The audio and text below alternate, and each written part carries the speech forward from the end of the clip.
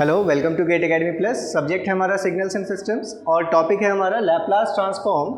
Laplace transform का ये fourth lecture है हमारा। अभी तक हमने लैप्लास ट्रांसफॉर्म की डेफिनेशंस देख ली, लैप्लास ट्रांसफॉर्म का रिलेशन देख लिया फूरियर ट्रांसफॉर्म के साथ। लैप्लास ट्रांसफॉर्म को यूनिकली डिफाइन करने के लिए हमने रीजन ऑफ कन्वर्जेंस देखा, फिर हमने रीजन ऑफ कन्वर्जेंस की प्रॉपर्टीज़ देखी, फिर हमने कुछ बेसिक सिग्नल्स के लिए लैप्लास ट्रांसफॉर्म देखा और लैप्लास ट्रांसफॉर्म की प्रॉपर्टीज़ की कि अगर उनसे रिलेटेड दूसरे कोई भी सिग्नल्स आते हैं तो उन पर हम प्रॉपर्टीज़ को अप्लाई करके कैसे उनका हम लैप्लास ट्रांसफॉर्म फाइंड कर सकते हैं।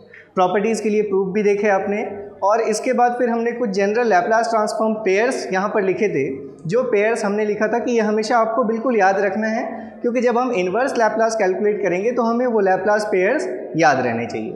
इसके बाद फिर हमने लैप्लास ट्रांसफॉर्म में प्रॉपर्टीज़ के बाद अब जो हमारा आज का जो लेक्चर होगा, यहाँ हम लैप्लास ट्रांसफॉर्म के यूज़ से सिग्नल और सिस्टम की कॉजलिटी और स्टेबिलिटी की बात करेंगे।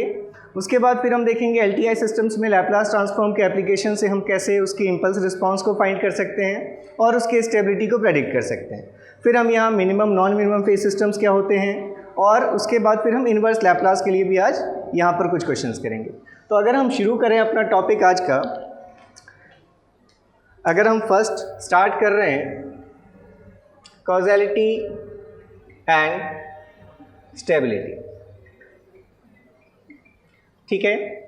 तो अगर हम एक एलटीआई सिस्टम की बात करें, हम बहुत पहले भी एलटीआई सिस्टम बार बार हम इसकी बात कर चुके हैं कि सपोज ये हमारा कोई एलटीआई सिस्टम है। इस एलटीआई सिस्टम में अगर हम इनपुट अप्लाई कर रहे हैं x ऑफ t और अगर इस एलटीआई सिस्टम का इम्पल्स रिस्पॉन्स है h ऑफ t, आउटपुट अगर आपने लिखा y ऑफ t, तो हम जानते हैं टाइम डोमेन में आउटपुट की वैल्यू हम लिखते हैं input convolved with impulse response h of t। Impulse response means ये सिस्टम का आउटपुट है अगर हम इनपुट क्या अप्लाई करें, यूनिट इम्पल्स फंक्शन अप्लाई करें, ठीक है। तो अब अगर हम कॉजलिटी की बात करते हैं तो सबसे पहली जो डेफिनेशन है जो हम पहले भी देख चुके हैं कि सिस्टम कॉजल, ठीक है। Causal, a system is said to be causal if its impulse response is 0 for t less than 0। जो पहली डेफिनेशन है कॉजलिटी की, अगर आपको सिस्टम की कॉजलिटी को देखना है तो सिस्टम के कॉजल होने के लिए सबसे पहली कंडीशन क्या है, a system is said to be causal if h of t impulse response is 0 for t less than 0। हमने इसके 3-4 तरह के ग्राफ्स भी लिखे थे कि अगर हमारे पास 4 सिस्टम्स हैं, उनके इम्पल्स रिस्पॉन्सेज अगर ड्रॉ किए हुए हैं तो जिस इम्पल्स रिस्पॉन्स की वैल्यू आपको t लेस देन 0 पर 0 दिख रही है वही सिस्टम कॉजल होगा। बाकी सारे सिस्टम्स जो होंगे वो नॉन कॉजल या एंटी कॉजल सिस्टम्स होंगे। एंटी कॉजल के केस में हमने क्या लिखा था, अगर कोई सिस्टम नॉन कॉजल है, अगर ये हमने कॉजल के लिए स्टेटमेंट लिखा है तो नॉन कॉजल के लिए स्टेटमेंट क्या होगा, नॉन कॉजल के लिए स्टेटमेंट होगा कि h of t is not equals to 0 for t is equals to 0। मतलब आपको t लेस देन 0 पर भी h ऑफ t का कुछ ग्राफ दिख रहा होगा, h ऑफ t की कुछ वैल्यू दिख रही होगी। ये किसके लिए, नॉन कॉजल के लिए। और अगर हम एंटी कॉजल की बात करें, एंटी कॉजल सिस्टम्स, तो उसके केस में एंटी कॉजल में जो इम्पल्स रिस्पॉन्स एग्जिस्ट करेगा वो सिर्फ t की नेगेटिव वैल्यूज़ के लिए ही एग्जिस्ट करेगा, पॉजिटिव वैल्यूज़ के लिए इम्पल्स रिस्पॉन्स 0 होगा। मतलब उस केस में आप लिखते हैं h of t is 0 for t greater than 0। t greater than 0 पर आपको इम्पल्स रिस्पॉन्स नहीं मिलेगा, आपको कहाँ मिलेगा, सिर्फ t लेस देन 0 के लिए मिलेगा। तो ये बेसिक डेफिनेशन है सिस्टम को। अगर आपको कॉजल देखना है, अगर कोई सिस्टम कॉजल होना है तो उसके लिए क्या होना पड़ेगा, impulse response must be 0 for t less than 0। तो अब लैप्लास ट्रांसफॉर्म के थ्रू हम कैसे कॉजलिटी को प्रेडिक्ट कर सकते हैं, तो देखिए यहाँ पर लैप्लास ट्रांसफॉर्म से अगर हम बात करें तो यूजिंग लैप्लास ट्रांसफॉर्म अगर सिस्टम कॉजल है तो उसके लिए हम प्रॉपर्टीज़ डिफाइन कर सकते हैं। If a system is causal, then ROC of its system function must be right to the rightmost pole। ये स्टेटमेंट हम पहले भी लिख चुके हैं। देखिए अब यहाँ से अभी हमने क्या लिखा है, अगर कोई सिस्टम कॉजल है तो उसके लिए 100% आप क्या श्योरिटी के साथ कह सकते हैं कि अगर कोई सिस्टम कॉजल है तो उसके इम्पल्स रिस्पॉन्स का ट्रांसफॉर्म जब हम लेंगे, जैसे ये हमारा इम्पल्स रिस्पॉन्स है, अगर हमने इसका लैप्लास ट्रांसफॉर्म ले लिया तो क्या लिखेंगे हम, एच ऑफ एस। आप जानते हैं टाइम डोमेन में इसको इम्पल्स रिस्पॉन्स कहते हैं और फ्रीक्वेंसी डोमेन में इसी को हम सिस्टम फंक्शन या ट्रांसफर फंक्शन नाम देते हैं। तो अगर इस एच टी का आपने लैप्लास कैलकुलेट किया तो उसकी कुछ आर ओ सी मिली होगी। अगर उस आर ओ सी को हम देखें तो अगर सिस्टम कॉजल है तो 100% वो जो आर ओ सी होनी चाहिए वो कैसी होनी चाहिए, right to the right most pole. उस सिस्टम का जो राइट मोस्ट पोल होगा उस राइट मोस्ट पोल के बाद ही हमारी आर ओ सी एग्जिस्ट करनी चाहिए। मतलब आप कह सकते हैं कि जो आर ओ सी होगी वो आर ओ सी कैसी होगी, आर ओ सी किस फॉर्म की होगी, एक राइट हाफ प्लेन होगी। देखिए हाफ से इसका मतलब ये नहीं होता कि हमेशा जे ओमेगा एक्सिस के बाद की चीज़ को आप राइट हाफ कहेंगे, ठीक है। मतलब एक राइट हाफ प्लेन मतलब एक पर्टिकुलर लाइन जे ओमेगा एक्सिस के पैरेलल आपने एक पर्टिकुलर लाइन ड्रॉ कर दी, हमेशा उसके राइट हैंड साइड का रीजन वो हमारी आरओसी में आना चाहिए। लेकिन इसका कन्वर्स हमेशा ट्रू नहीं है। मतलब आप ऐसा नहीं कह सकते कि अगर ROC right to the right most pole है तो वो सिस्टम कॉजल ही होगा, ऐसा नहीं कहा जा सकता। क्यों नहीं कहा जा सकता? मान लीजिए हमारे पास दो सिस्टम्स हैं। अगर हमारे पास दो इम्पल्स रिस्पॉन्सेज हैं, suppose it is h1 of t और एक हमारे पास ये दूसरा इम्पल्स रिस्पॉन्स है, suppose it is h2 of t। ये जो हमारी प्रॉपर्टी है, हमने जब आरओसी की प्रॉपर्टीज़ देखी थी तो हमने वहाँ पर ये देखा था कि ये जो स्टेटमेंट हमने लिखा है कि ROC will be right to the right most pole, ये किन के लिए लिखा था हमने? जितने भी राइट साइडेड सिग्नल्स होंगे, जितने भी राइट साइडेड सिग्नल्स होंगे उन सभी सिग्नल्स के ट्रांसफॉर्म की आरओसी कैसी होगी, right to the right most pole, ठीक है। तो मतलब right to the right most pole होना आरओसी का, ये सिर्फ ये बताता है कि जो सिस्टम हम ले रहे हैं या जो सिग्नल हम ले रहे हैं वो कैसा है, राइट साइडेड है। तो अब अगर हम इसी के लिए दो केसेस देख रहे हैं, सपोज हमने ये दो इम्पल्स रिस्पॉन्सेज ड्रॉ किए। एक इम्पल्स रिस्पॉन्स हमारा ऐसा है जिसकी value h t is equals to 1 है for t is equals to greater than 1। Suppose ये वैल्यू 1। इस इम्पल्स रिस्पॉन्स को देखकर क्या दिख रहा है हमें कि एच टी की वैल्यू 0 है फॉर टी लेस देन 0। मतलब ये जिस सिस्टम का इम्पल्स रिस्पॉन्स होगा वो सिस्टम क्या होगा, कॉजल होगा। कॉजल होगा और ये तो दिख रहा है हमें कि ये सिस्टम कैसा है, राइट साइडेड सिस्टम है। लेकिन अगर सेम ऐसा ही अगर हमने यहाँ से आरओसी अगर एच ऑफ टी बना दिया इम्पल्स रिस्पॉन्स, अगर इस इम्पल्स रिस्पॉन्स को आप देखें तो ये भी कैसा है, राइट साइडेड सिग्नल है। ये भी एक राइट साइडेड सिग्नल दिख रहा है आपको। इसके लिए भी जो आरओसी आएगी वो कैसी आएगी, right to the right most pole आएगी। लेकिन अब आप right to the right most pole है आरओसी, लेकिन फिर भी आप ये देख कर कह सकते हैं कि सिस्टम हमारा कॉजल नहीं है। तो आपने क्या देखा कि अगर कोई सिस्टम कॉजल है तो डेफिनेटली उसकी जो आरओसी होगी सिस्टम फंक्शन की वो right to the right most pole होगी। लेकिन अगर ROC right to the right most pole है, इसका मतलब ये ज़रूरी नहीं है कि हर केस में वो सिस्टम क्या हो, कॉजल ही हो। जैसे मान लीजिए अगर हमारे पास, लेकिन एक स्टेटमेंट आप और यहाँ पर नोट कर सकते हैं, if system function is rational. अब अगर यहाँ पर हमने एक कंडीशन ले ली कि अगर सिस्टम फंक्शन रैशनल है और उसके साथ अगर ये कंडीशन सेटिस्फाई हो रही है and ROC is right to the right most pole, then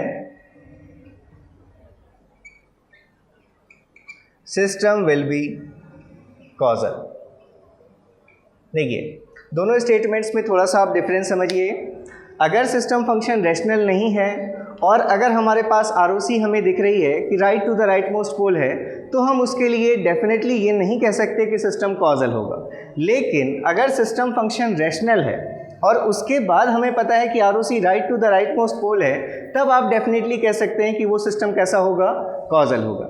जब तक सिस्टम फंक्शन रैशनल नहीं है तब तक कंडीशन हम सिर्फ इतना कह सकते हैं कि राइट साइडेड होगा हमारा जो भी सिस्टम फंक्शन है, उसका इम्पल्स रिस्पॉन्स राइट साइडेड होगा। लेकिन कॉजल होगा या नहीं होगा वो डिपेंड करता है। जैसे अभी हमने देखा ये दोनों ही राइट साइडेड हैं, लेकिन ये सिस्टम कॉजल है और ये सिस्टम नॉन कॉजल है, ठीक है। तो अब जैसे मान लीजिए हमारे पास अगर हमने एक एग्जाम्पल ले लिया, सपोज हमारे पास एच ऑफ टी एक इम्पल्स रिस्पॉन्स होता है किसी सिस्टम के लिए, suppose it is e⁻⁻2t ut, ठीक है। यहाँ से अगर देखकर आपको डायरेक्टली कहने के लिए पूछा जाता है अगर कि क्या ये सिस्टम कॉजल होगा, आप देख रहे हैं कि ut लगा हुआ है, मतलब impulse response t less than 0 पर कैसा है, 0 है। तो अगर टाइम डोमेन में आपको एच टी गिवन होता तो यहाँ से देखकर ही आप कह देते कि ये जो सिस्टम होगा ये it will always be a causal system. ये क्या है, कॉजल है। अब अगर सपोज ये हमारे पास टाइम डोमेन में स्टेटमेंट नहीं था, अगर आपके पास इसका लैप्लास ट्रांसफॉर्म गिवन होता, एच ऑफ एस गिवन होता, जिसकी वैल्यू क्या होती 1/s+2, और अगर यहाँ ROC मेंशन्ड होती कि real of s must be greater than that of -2। अब हम इस ट्रांसफर फंक्शन को देखते हैं। ये ट्रांसफर फंक्शन रैशनल है, तो अगर रैशनल है और इस ट्रांसफर फंक्शन का पोल कहाँ पर है, अगर हम इसके पोल की बात करें, ये अगर हमारी j ओमेगा एक्सेस और ये सिग्मा की एक्सेस है, तो हम देख रहे हैं कि s = -2 पर हमारा क्या है, पोल है। एक ही पोल है तो यही इसका राइट मोस्ट पोल है। और ROC कैसी गिवन है, right to the right most pole. ROC आपको गिवन है कि सिग्मा ग्रेटर देन -2, मतलब अब ये कंडीशन कैसी दिख रही है आपको, सिस्टम फंक्शन रैशनल है, ROC right to the right most pole है, मतलब ये सिस्टम जो होगा वो डेफिनेटली क्या होगा, कॉजल होगा। ठीक है। अब जैसे अगर हमारे पास एक इम्पल्स रिस्पॉन्स था, सपोज h ऑफ t = हमने इस टाइप का एक फंक्शन किया था e⁻⁻a mod ऑफ t। ठीक है। अगर हमारे पास टाइम डोमेन में ये सिग्नल होता, इम्पल्स रिस्पॉन्स गिवन होता, तो देखकर ही आप बता सकते थे, क्योंकि हम जानते हैं इस h ऑफ t को हम ब्रेक करके इस फॉर्म में लिखते हैं e⁻at u of -t plus e⁻at u of t। तो यहाँ से देखकर ही हमें दिख रहा है कि जैसे ही u ऑफ -t लगा हुआ है, मतलब अगर हमारा इम्पल्स रिस्पॉन्स t <0 पर भी एग्जिस्ट कर रहा है, मतलब ये सिस्टम कॉजल नहीं होगा। लेकिन अगर मान लीजिए टाइम डोमेन में हमारे पास ये चीज़ नहीं है, अगर हमारे पास इसका क्या गिवन है, फ्रीक्वेंसी डोमेन गिवन है, तो अगर फ्रीक्वेंसी डोमेन इसका हम देखें, हमने इसके लिए लैप्लास कैलकुलेट किया था, h ऑफ s की वैल्यू क्या आई थी, -2a/s² - a², और इसके लिए जो ROC थी वो वैल्यू -a से बड़ी होनी चाहिए रियल ऑफ s की वैल्यू, और a से छोटी होनी चाहिए। ऐसे ही हमारे पास ROC की वैल्यू आई थी।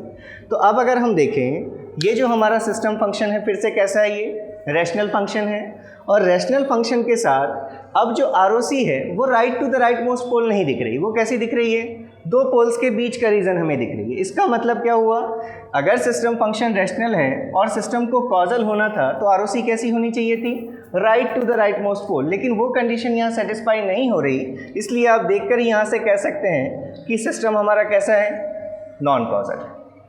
ये सिस्टम हमारा नॉन कॉजल है। ठीक है। अगर एक एग्जांपल हम और ले लें, सपोज हमारे पास ऐसा एक सिस्टम फंक्शन गिवन होता कि h ऑफ s =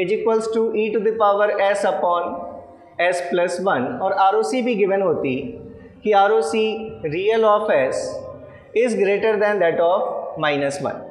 ठीक है। अब यहाँ पर क्या दिख रहा है हमें, अगर हम पोल की बात करें तो पोल कहाँ पर है, s = -1 पर। अगर हम इसके लिए ROC देखें तो हमें ये दिख रहा है कि right to the right most pole हमारी ROC गिवन है, क्योंकि -1 पर पोल है और ROC गिवन है -1 के बाद का पूरा रीजन। लेकिन अब ये जो सिस्टम फंक्शन है, क्या ये रैशनल है, ये सिस्टम फंक्शन रैशनल नहीं है। तो अगर सिस्टम फंक्शन रैशनल नहीं है और ROC हमारी गिवन है right to the right most pole, तो ये रैशनल नहीं है, इसलिए अब हम ये नहीं कह सकते कि 100% हमारा ये सिस्टम कॉजल होगा। तो हमें क्या करना पड़ेगा, चेक करना पड़ेगा। अब आप अगर इसको चेक करने के लिए टाइम डोमेन में आप इसको देखना चाहते हैं कि h ऑफ t कैसा दिखेगा, क्योंकि h ऑफ t अगर हमारा नॉन ज़ीरो होगा फॉर t <0, तो सिस्टम नॉन कॉजल हो जाएगा। तो इम्पल्स, अगर आप इम्पल्स रिस्पॉन्स देखना चाहते हैं, इसका इन्वर्स देखना चाहते हैं, तो उसके लिए आपको क्या लेना पड़ेगा, इन्वर्स लैप्लास ट्रांसफॉर्म। तो आप बहुत अच्छे से जानते हैं कि कभी अगर इस फॉर्म का फंक्शन होता है, क्योंकि यहाँ पर आपको ROC दिख रही है ग्रेटर देन -1, मतलब जो इसका इन्वर्स आपको लेना है वो राइट साइडेड इन्वर्स लेना है, क्योंकि अगर राइट साइडेड नहीं होता तो ROC में लेस देन का साइन होता। ठीक है।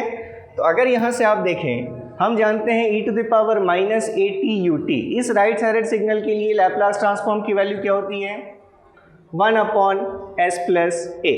मतलब अगर यहाँ पर सिर्फ 1/s+1 होता तो उसके लिए इन्वर्स हम क्या लिखते, e⁻⁻a की जगह पर 1t u ऑफ t। लेकिन e⁻s, अब ये फैक्टर कब आता है, जब हम टाइम शिफ्ट करते हैं। हम जानते हैं कि अगर हमारे x ऑफ t के लिए ट्रांसफॉर्म x ऑफ s है, तो x of t plus t0, इसके लिए ट्रांसफॉर्म जो होगी वैल्यू वो क्या होती है, e⁻s t0 into x of s। अब अगर आप कंपेयर करें, सपोज हमारे पास जो ट्रांसफॉर्म था पहले वो अगर 1/s+a था, उसमें हमने किससे मल्टीप्लाई कर दिया, e⁻s t0। t0 की वैल्यू क्या दिख रही है, 1। इसका मतलब इसका जो इन्वर्स लैप्लास होगा, डायरेक्टली आप इसको कंपेयर करके देख सकते हैं, तो आपको इम्पल्स रिस्पॉन्स की वैल्यू क्या मिलेगी, h of t is equals to, हमारा अगर सिर्फ 1/s+1 होता तो इसके लिए इन्वर्स लैप्लास हम लिखते e⁻t u ऑफ t। लेकिन अगर हम इसको शिफ्ट कर रहे हैं, e⁻s का टर्म दिख रहा है, मतलब t+1 की शिफ्टिंग हमारी, मतलब अगर +1 से हम शिफ्ट कर रहे हैं तो जहाँ भी t दिख रहा है वहाँ पर हमें क्या लिखना पड़ेगा, t+1 लिखना पड़ेगा। तो इसलिए ht क्या हो जाएगा यहाँ से, t+e⁻⁻t+1 into u of t+1।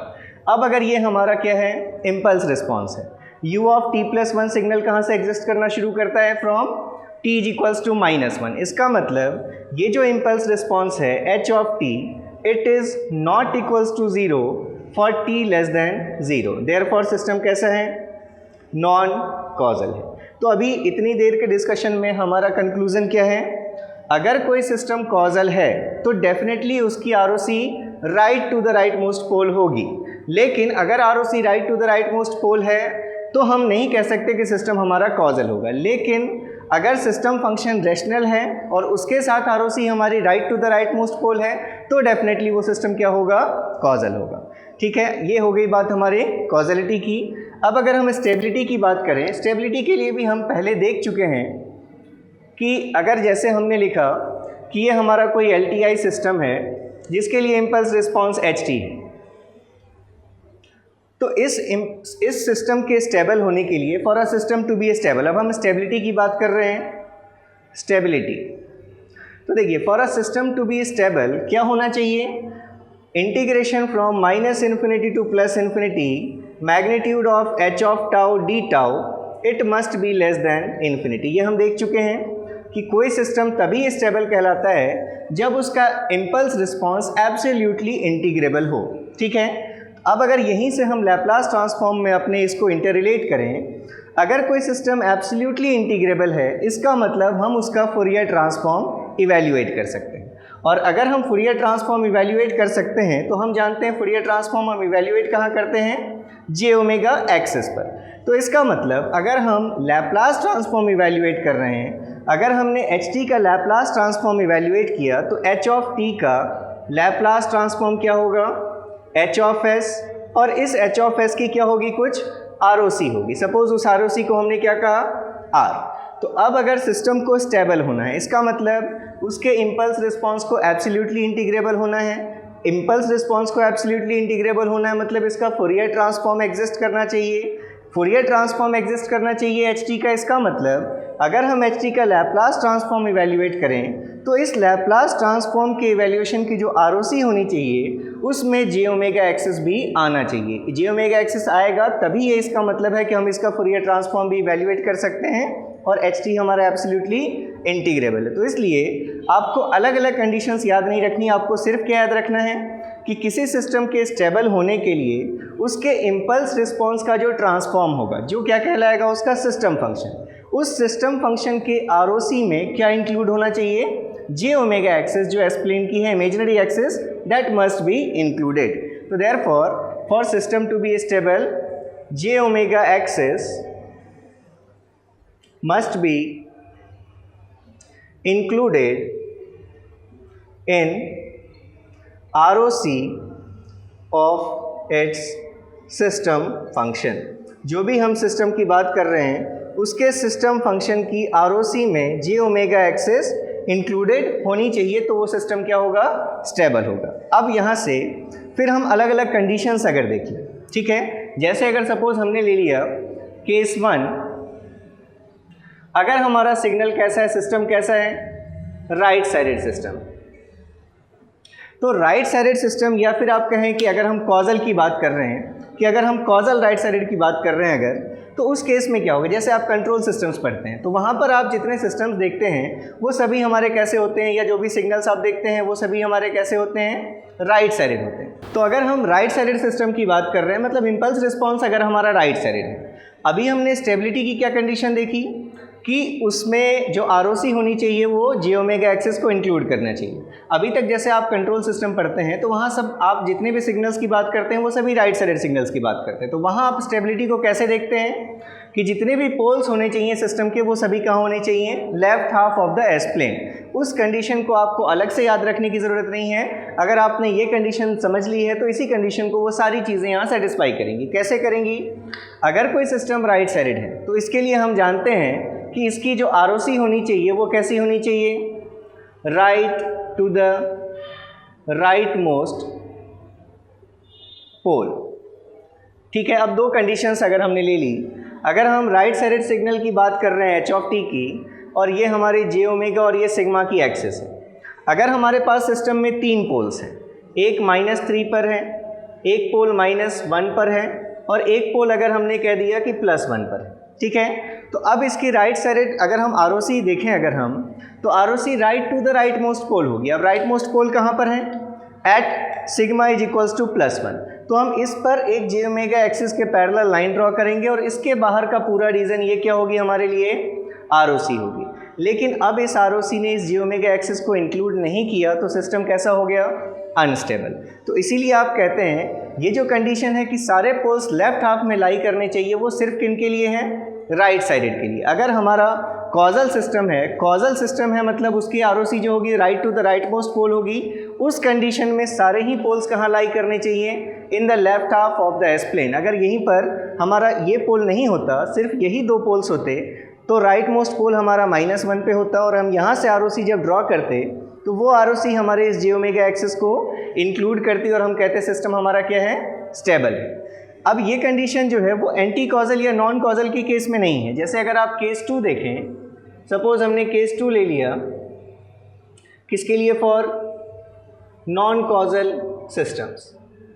तो नॉन कॉजल सिस्टम या एंटी कॉजल सिस्टम्स जो होंगे इनके लिए ROC हम जानते हैं कैसी होती है, ROC left to the left most pole. इसमें जितने भी पोल्स होंगे उसमें सबसे लेफ्ट हैंड साइड का जो पोल होगा उस पोल के लेफ्ट हैंड साइड का पूरा रीजन वो ROC में आएगा। तो अब अगर हम कह रहे हैं कि हमारा सिस्टम नॉन कॉजल है और उसके लिए हमारे पास 3 पोल्स हैं, एक पोल है +1 पर, एक पोल है +2 पर और एक पोल है सिग्मा की वैल्यू +3 पर। ये हमारी j ओमेगा और ये सिग्मा की एक्सिस है।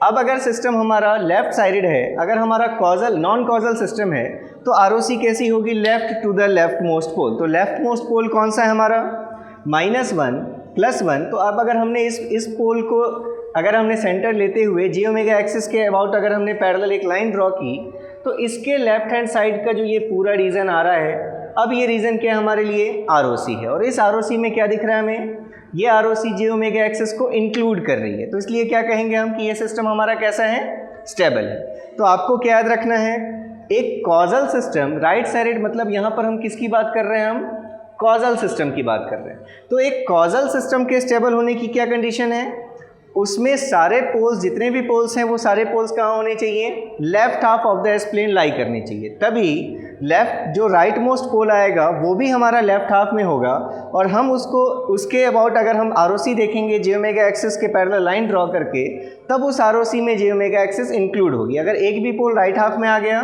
तो right most pole right half में है तो j ओमेगा एक्सिस इंक्लूड नहीं होगी। तो कॉजल सिस्टम के स्टेबल होने की कंडीशन हो गई कि सारे पोल्स कहाँ होने चाहिए, left half of the s plane. ऐसे ही अगर आप एंटी कॉजल सिस्टम की बात करते हैं तो एंटी कॉजल सिस्टम के स्टेबल होने की क्या कंडीशन होनी चाहिए, उसके सारे ही पोल्स कहाँ लाई करने चाहिए, right half of the s plane. तभी आप जब left to the left most pole ROC लेंगे तो वो ROC किसको इंक्लूड कर पाएगी, इस j ओमेगा एक्सिस को इंक्लूड कर पाएगी और सिस्टम क्या होगा हमारा, स्टेबल होगा। डबल साइडेड सिस्टम के केस में स्टेबिलिटी की क्या कंडीशन होनी चाहिए, अगर हमें एक डबल साइडेड सिस्टम लेना है और वो सिस्टम अगर स्टेबल होना है तो इसका मतलब उसमें 2 पोल्स ऐसे होने चाहिए जो पोल्स एक j ओमेगा एक्सिस के लेफ्ट हैंड साइड में लाई करे और दूसरा पोल j ओमेगा एक्सिस के राइट हैंड साइड में लाई करे, तभी आप उन दोनों पोल्स के बीच में जब ROC लेंगे तो उस ROC में क्या इंक्लूड होगी, j ओमेगा एक्सिस, और फिर हमारा सिस्टम क्या होगा, स्टेबल होगा।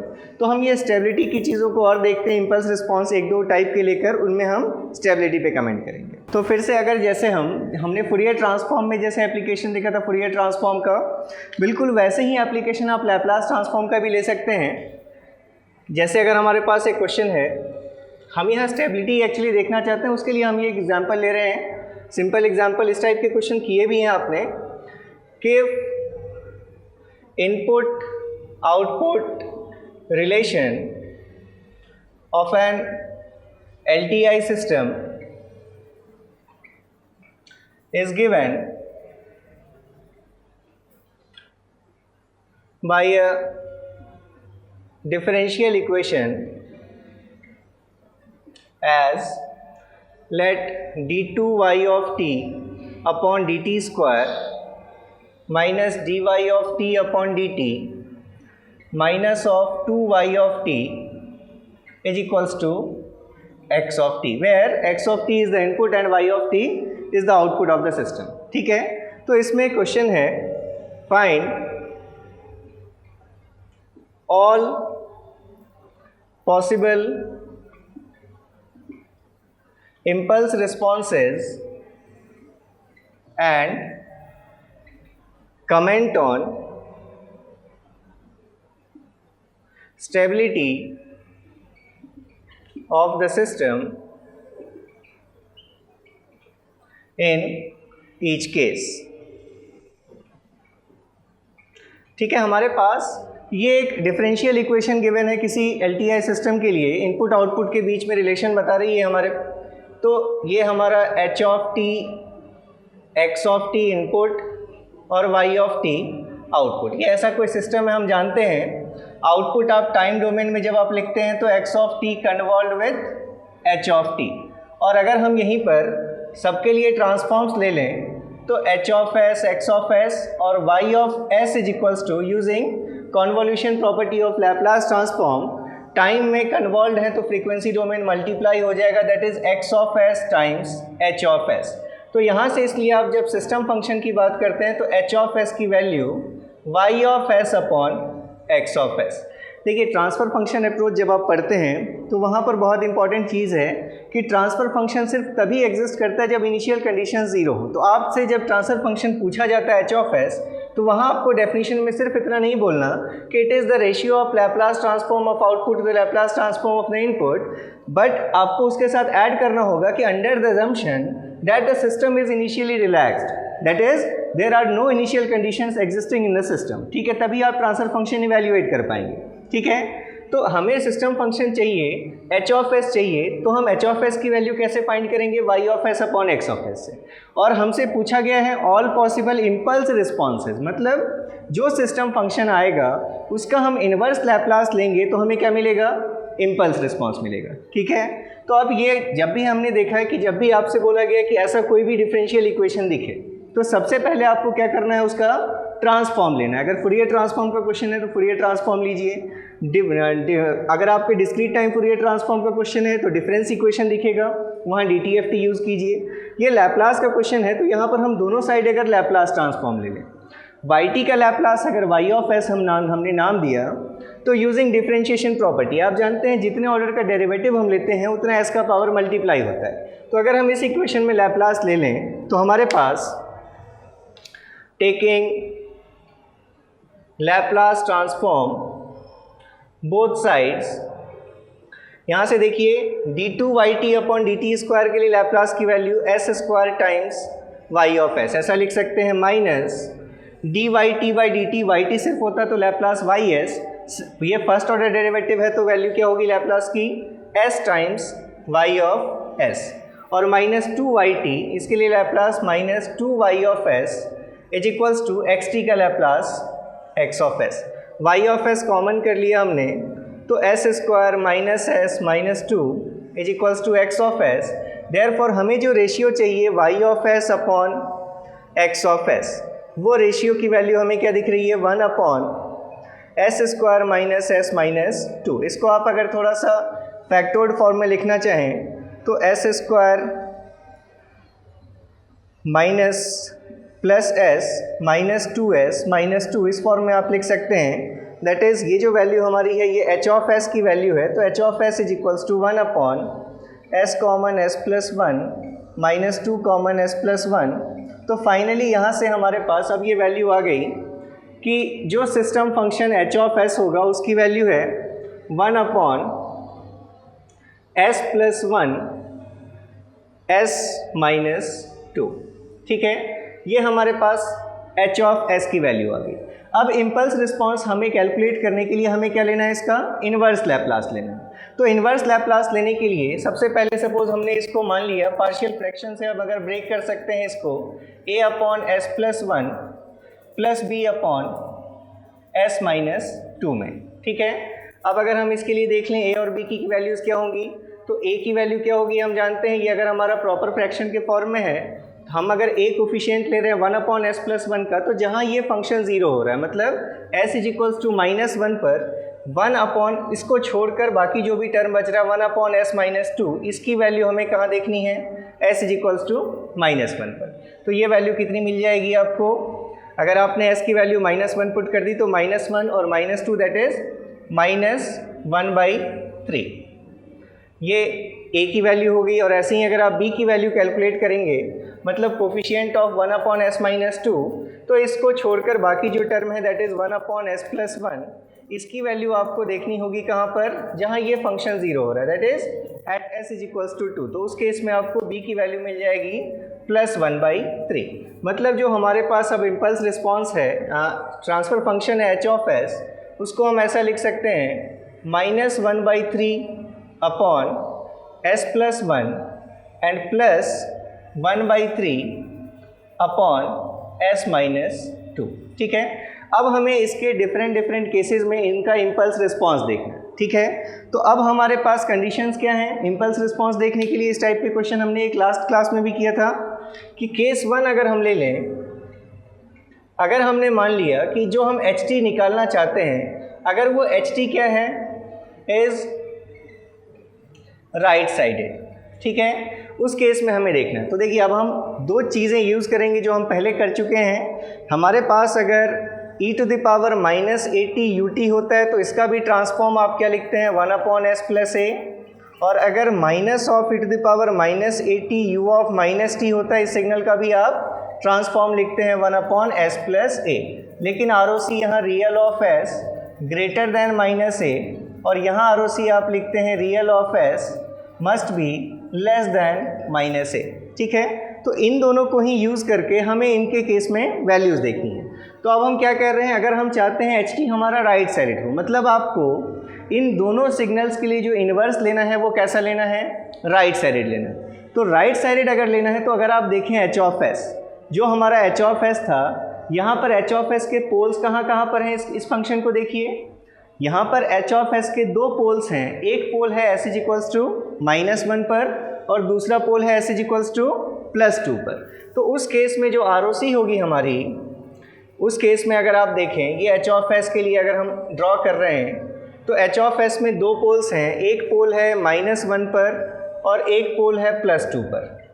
तो अगर हम राइट साइडेड लेना चाहते हैं तो राइट साइडेड के केस में ROC कैसी होती है, right to the right most pole. तो राइट मोस्ट पोल कौन सा है हमारा, at s is equals to -2, ये हमारे सिग्मा की एक्सेस है, ये j ओमेगा की एक्सेस है। तो जब आप इसके लिए ROC डिफाइन करेंगे, अगर आपने ht को राइट साइडेड मान लिया तो इसके ट्रांसफॉर्म की ROC एक पर्टिकुलर जो भी हमारा राइट मोस्ट पोल होगा उसके बाहर का पूरा रीजन ये हमारी ROC है। ठीक है, इसके लिए अगर हम देखें तो क्या इस ROC ने j ओमेगा एक्सेस को इंक्लूड किया है, नहीं किया। इसलिए अगर ht को हम राइट साइडेड ले लें तब जो उसका जो हमारा ht है हमारा, अगर वो राइट साइडेड होगा तो ये सिस्टम कैसा होगा, अनस्टेबल होगा। अब हमें इम्पल्स रिस्पॉन्स की अगर वैल्यू देखनी है, इसका अगर हम इन्वर्स लें, हम अगर इसका राइट साइडेड इन्वर्स लेना चाहते हैं मतलब 1 अपॉन एस प्लस ए का इन्वर्स हमें क्या लिखना है, e to the power -AT UT। ये तो कांस्टेंट है -1/3, तो देयरफॉर यहाँ से अगर हम ht की वैल्यू लिखें दैट इज़ -1/3 कांस्टेंट और 1 अपॉन एस प्लस ए का inverse Laplace e to the power -t UT। ऐसे ही प्लस ये 1/3 कांस्टेंट है और 1/s-2 का इन्वर्स लैप्लास e⁻+2t ut। तो अब अगर हम देखें तो ये हमारा इम्पल्स रिस्पॉन्स है। किस कंडीशन में? अगर हमने ht को राइट साइडेड लिया तो हमारा इम्पल्स रिस्पॉन्स ऐसा आएगा। उसके ROC जो होगी लैप्लास ट्रांसफॉर्म की, वो right to the right most pole होगी जो j एक्सिस को इंक्लूड नहीं करेगी। Therefore system is unstable. इस केस में हमारा सिस्टम कैसा है? अनस्टेबल। ठीक है। ऐसे ही अगर आप यहाँ पर केस 2 ले लेते, ये अब आपके होमवर्क के लिए छोड़ देते हैं कि अगर केस 2 में अगर हमने ले लिया कि if h of t is left sided, अगर h of t left sided होगा तो देखिए h ऑफ s तो हमारा यही फंक्शन है, h ऑफ s तीनों ही केसेस में यही है, बस हम इसका इन्वर्स अलग अलग ले सकते हैं। तो पोल्स अभी भी कहाँ कहाँ पर है? -1 और +2 पर। तो उस कंडीशन में अभी भी हमारे जो पोल्स हैं वो पोल्स कहाँ कहाँ पर हैं? ये सिग्मा और ये j की एक्सिस है। एक पोल है +2 पर और एक पोल है -1 पर। तो अब अगर आप सिस्टम को लेफ़्ट साइडेड बनाना चाहते हैं तो ROC कैसी होगी? Left to the left most pole, मतलब लेफ़्ट मोस्ट पोल हमारा -1 है, तो अब ROC हमारी कैसी होगी? Left to the left most pole that is real of s। अगर हम यहीं पर ROC लिखना चाहते हैं तो इसके केस में ROC कैसी है? Real of s must be greater then 2। यहाँ पर अगर हम ROC लिखना चाहते हैं तो क्या है ROC हमारी? Real of s must be less then -1। फिर इस कंडीशन में हम देख रहे हैं कि j एक्सिस जो हमारी है वो ROC में इंक्लूडेड नहीं है, मतलब सिस्टम फिर से कैसा है हमारा? अनस्टेबल।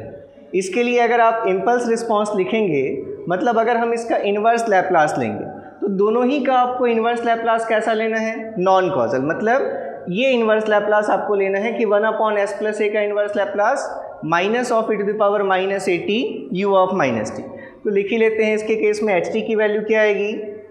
ये -1/3 तो हमारा था ही कांस्टेंट, ये -1/3, और 1/s+1 का लैप्लास हमने लिया -1e⁻−t u ऑफ -t। फिर इसके बाद ये +1/3 है और हम 1/s-2 का नॉन कॉजल लैप्लास इन्वर्स ले रहे हैं, तो -1e⁻+2t u ऑफ -t। ये हमारा इस केस में इम्पल्स रिस्पॉन्स आएगा। लेकिन सिस्टम हमारा कैसा दिख रहा है? फिर से हमें नॉन स्टेबल, अनस्टेबल, क्योंकि j एक्सिस ROC में इंक्लूडेड नहीं है। अब यहीं अगर हम केस 3 ले लें, अगर हमने मान लिया कि जो सिस्टम है हमारा वो कैसा है? डबल साइडेड है। अगर हमने h ऑफ t को कैसा एज्यूम किया? Is double sided. तो डबल साइडेड के केस में जो ROC होती है वो कैसी होती है? दो पोल्स के बीच का रीजन। आपके पास दो पोल्स कहाँ कहाँ लोकेटेड हैं? ये j और ये सिग्मा की एक्सिस है। एक पोल -1 पर है और दूसरा पोल +2 पर है। तो अब अगर इनके बीच में आप ROC देखें, मतलब अगर आप ये j एक्सिस के पैरेलल अगर ये स्ट्रिप ड्रॉ करें जो -1 से +2 के बीच है, तो अब ROC हमारी कैसी है? इन दोनों के बीच का रीजन। ठीक है। और इस रीजन के बीच में आपको क्या दिख रहा है कि ये ROC हमारी j एक्सिस को इंक्लूड कर रही है। इस केस में जो हमारी ROC है that must be greater then real of s must be greater then -1 and must be less then that of 2। तो इस कंडीशन में j एक्सिस इंक्लूड हो रही है, इसलिए सिस्टम क्या होगा? सिस्टम स्टेबल होगा। इम्पल्स रिस्पॉन्स अगर आपको लिखना है तो हमने ये देखा था कि जब हम डबल साइडेड के केस में इम्पल्स रिस्पॉन्स बनाते हैं तो ये जो 1/s+1 का फैक्टर है, इस 1/s+1 को आपका इसका राइट साइडेड इन्वर्स लेना पड़ेगा और इसका लेफ़्ट साइडेड इन्वर्स लेना पड़ेगा, तभी हम यहाँ से आगे की तरफ बढ़ेंगे और यहाँ से हम लेफ़्ट हैंड साइड की तरफ बढ़ेंगे, तो दोनों का इंटरसेक्शन हमारा ये रीज़न इंक्लूड करेगा। तो अब इसके अकॉर्डिंग अगर आप ht की वैल्यू लिखते तो ht की वैल्यू होती -1/3e⁻−t u of t plus 1/3 into -1 into e⁻+2t u of -t। हमने जो 2 पर पोल था उसको लेफ़्ट साइडेड लिया उसका इन्वर्स, और जो 1 वाले पोल था उसका हमने कैसा लिया? राइट साइडेड इन्वर्स लिया। तो देखिए आप इन्वर्स की हम बार बार बात कर रहे हैं, तो हम यहाँ पर थोड़ा सा लैप्लास इन्वर्स के लिए और बात कर लें। अगर सिंपल पोल है, जैसे अगर सपोज हम लैप्लास इन्वर्स की बात कर रहे हैं, इन्वर्स लैप्लास ट्रांसफॉर्म, तो सबसे फर्स्ट कैसा हो सकता है आपका ट्रांसफर फंक्शन? जो भी f ऑफ s गिवन होगा वो इस फॉर्म का अगर है 1/s + a, सबसे पहले अगर हमने लिया सिंपल पोल है अगर, ठीक है। अब यहाँ ROC हो सकती है गिवन आपके पास real of s must be greater than that of -a, तो इसका तो सिंपली आप जानते हैं इन्वर्स क्या हो जाएगा, e⁻−80 u of t। Depend करता है ग्रेटर देन का साइन है तो u ऑफ t, अगर लेस देन का साइन होता तो माइनस और यहाँ भी u ऑफ -t, ठीक है। सेकेंड केस क्या हो सकता है, रिपीटेड पोल्स अगर हो, अगर सपोज हमारे पास f ऑफ s फंक्शन है वो किस फॉर्म का है, अगर 1 या इसको अगर हमने लिख दिया सपोज 10/s + 6 पावर 2, अगर परफेक्ट स्क्वायर है, मतलब अगर रिपीटेड रूट्स हैं s + 6 होल स्क्वायर, ठीक है। तो आपको इस टाइप के क्वेश्चन सॉल्व करने के लिए आपको क्या याद रखना है, हमने फॉर्मूला देखा था t⁻n e⁻−80 ut, इसके लिए लैप्लास ट्रांसफॉर्म की वैल्यू क्या थी, फैक्टोरियल n/s + a⁻n+1, ठीक है। तो जो भी आपके पास फंक्शन गिवन है, जैसे आपके पास अगर फंक्शन गिवन है 10/s + 6, सपोज हमने इस पावर को 2 की जगह 3 कर दिया, ठीक है, लेट इट इज 3। अगर आपको इसका इन्वर्स निकालना है, यहाँ पर कितने पोल्स हैं, s = -6 पर 3 पोल्स हैं, अगर आपको इसका इन्वर्स देखना है कि क्या होगी वैल्यू, तो अगर यहाँ पर इस 3 को हम चाहें तो क्या लिख सकते थे, हम 2 + 1 लिख सकते थे, ठीक है। इसको इससे कंपेयर कीजिए, डिनोमिनेटर में हमारे इस फॉर्म का फंक्शन है s + a⁻n+1, तो n की वैल्यू कितनी है, 2 है, मतलब जब हम इसका इन्वर्स लैप्लास लेंगे तो t⁻ कितना आएगा, 2 आएगा। e⁻−80, a की जगह पर कितना दिख रहा है, 6 है, तो यहाँ 6 आएगा, ठीक है। लेकिन ऊपर क्या होना चाहिए, फैक्टोरियल n होना चाहिए, फैक्टोरियल n, और n की वैल्यू कितनी दिख रही है आपको, 2 दिख रही है। मतलब अगर हम इस 10 को लिखना चाहें तो हम इस 10 को ऐसे लिख सकते हैं, फैक्टोरियल 2 का मतलब 2 होता है, तो 2 और 5 को हमने अलग से लिख लिया, ऐसा लिख सकते हैं आप। जो आपका f ऑफ s है, इस f ऑफ s फंक्शन को, f ऑफ s की वैल्यू क्या है, 5 times factorial 2/s + 6 to the power 2 + 1। अब आप इसका इन्वर्स लैप्लास डायरेक्ट इससे कंपेयर करके लिख सकते हैं, देयरफॉर f ऑफ t की वैल्यू क्या हो जाएगी, 5, ये तो कांस्टेंट है एज इट इज छोड़ दिया, और ये फैक्टोरियल n, ये 2 लिखें या फैक्टोरियल 2 लिखें तो एक ही चीज़ है, इसलिए मैंने सिर्फ 2 लिख दिया था उसको। जब आप इसका इन्वर्स लैप्लास लेंगे तो अब इसका इन्वर्स लैप्लास क्या आएगा, t² × e⁻−60 u of t, ये इसका क्या हो जाएगा, इन्वर्स लैप्लास। तो या तो सिंपल पोल होगा, डायरेक्टली आप कैलकुलेट कर सकते हैं, रिपीटेड पोल्स हैं तो इस फॉर्मूले को यूज़ कीजिए, t⁻n e⁻−80 ut का लैप्लास फैक्टोरियल n/s + a⁻n+1। अब अगर परफेक्ट स्क्वायर नहीं है, सपोज इस फॉर्म का फंक्शन है, थर्ड केस अगर हम देखें, जैसे सपोज हमारे पास आर्बिट्रेरी हम कोई भी वैल्यू ले रहे हैं, सपोज f ऑफ s इस फॉर्म का है 8/s² + 4s + 10, ठीक है।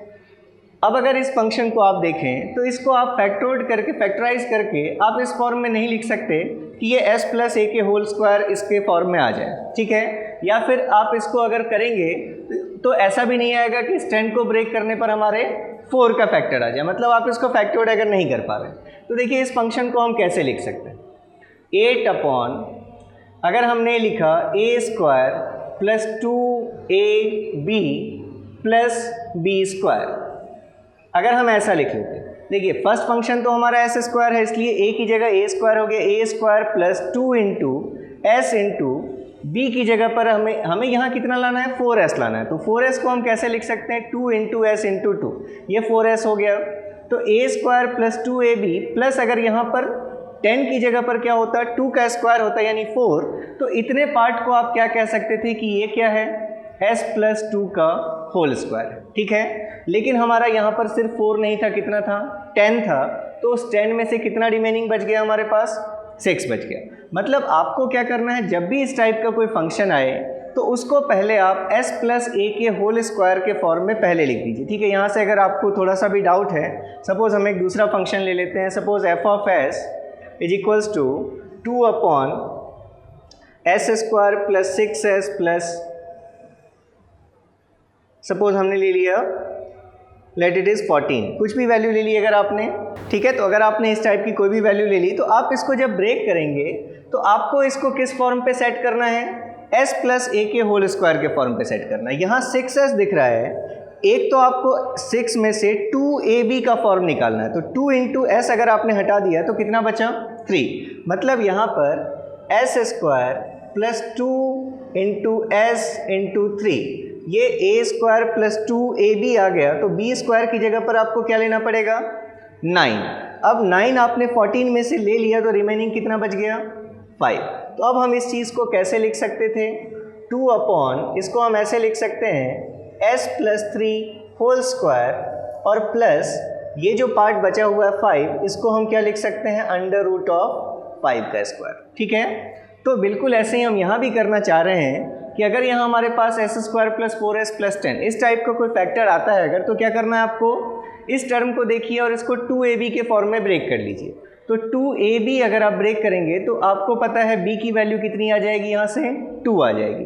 तो उसके बाद फिर आपको क्या लेना है, b स्क्वायर लेना है, जिससे हम इसको s प्लस 2 के फॉर्म होल स्क्वायर के फॉर्म में लिख सकें।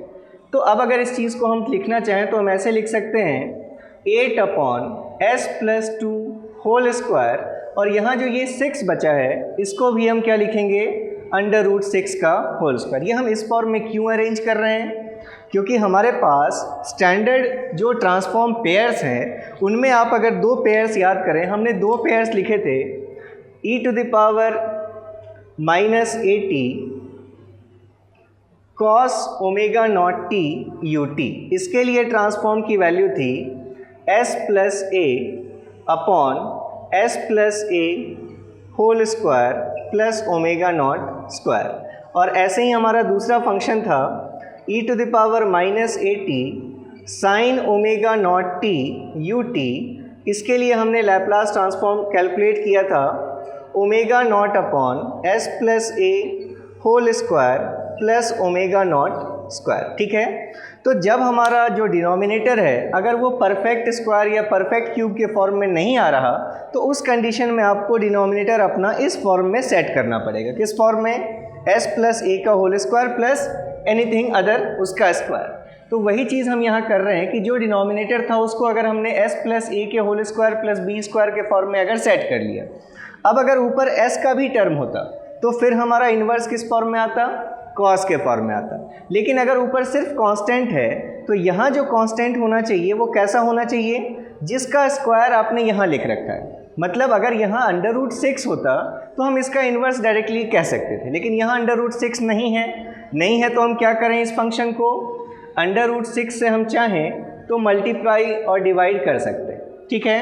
अब मतलब इस फंक्शन को हम ऐसे लिख सकते हैं कि 8 upon under root 6 into under root 6 upon s plus 2 whole square plus under root 6 square, ये इस फॉर्म में आ गया। अब इसको कंपेयर कीजिए omega not upon s plus a whole square plus omega not square, मतलब ये किस फॉर्म में आ गया, ये पूरी तरह से अब इस फॉर्म में हमारे सेट हो गया। तो अब हम इसका इन्वर्स लैप्लास लिख सकते हैं कि अगर ये f ऑफ s था तो therefore f of t is equals to, ये कांस्टेंट जो भी वैल्यू है ये एज इट इज़ रहेगी 8 अपॉन अंडर रूट 6, क्या लिखते हैं हम e to the power minus 80, जहाँ पर a क्या होता है s प्लस a का होल स्क्वायर। तो यहाँ a की वैल्यू कितनी है 2, तो क्या लिखेंगे हम e to the power minus 2t, साथ में क्या लिखते हैं हम sine omega not t, sine और ओमेगा नॉट कौन सी वैल्यू है, जिसका स्क्वायर यहाँ है, मतलब यहाँ पर ओमेगा नॉट की वैल्यू कितनी है अंडर रूट 6, तो e to the power minus 80 sine omega not t, और साथ में क्या लिखना है आपको u ऑफ t, ठीक है। तो ये हमारे 3 टाइप के लैप्लास इन्वर्स, एक तो डायरेक्टली आपका 1 अपॉन s प्लस a के फॉर्म का फंक्शन होगा, या फिर उसका कुछ पावर होगा, या फिर क्या हो सकता है परफेक्ट स्क्वायर अगर नहीं बन रहा है तो आपको s प्लस a के whole square plus b square के फॉर्म में डिनोमिनेटर को सेट करना पड़ेगा। ये 3 तरह के क्वेश्चंस हो गए। फिर हम रिपीटेड रूट्स के पार्शियल फ्रैक्शन के लिए 1-2 चीज़ें और देख लेते हैं जो आपके इन्वर्स में आपको ज़रूरत पड़ सकती है। तो अब जैसे अगर हमारे पास सपोज एक क्वेश्चन है कि x of s is equals to 2s square plus 5s plus 5 upon s plus 1 whole square s plus 2। Find causal inverse x of t।